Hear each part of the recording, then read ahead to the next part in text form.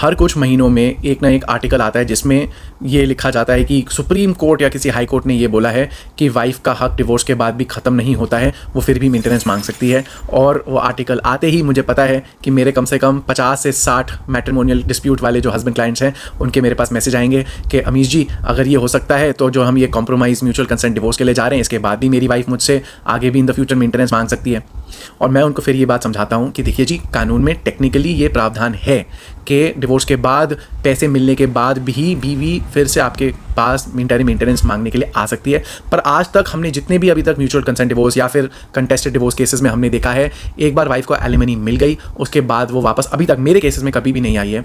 और जब भी मैं देखता हूँ ऐसे वाले केसेस में आती है, एक बहुत ही स्पेशल सर्कमस्टांस होता है जिसमें बीवी मांग पाती है। तो होता क्या है, अगर आपकी से फॉर एग्जांपल वाइफ को मिल गए 20 लाख, 15 लाख, 5 लाख या 1 करोड़ रुपए, अब आप सोचो कि अरे यार वो तो 6 महीने बाद फिर से आ सकती है। It's not that simple. क्यों? क्योंकि वाइफ जब भी फिर से ये मेंटेनेंस की एप्लीकेशन लगाती है, कोर्ट उसको बहुत ही ज़्यादा सस्पेशन से देखती है। कोर्ट 1 मिनट में कोई मेंटेनेंस नहीं देती।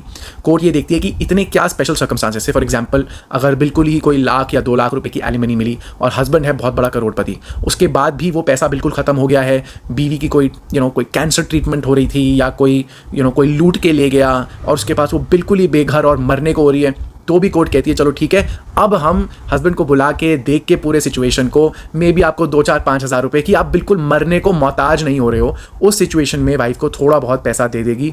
इसीलिए 99.99% आई एम सेइंग कि आप सेफ हो।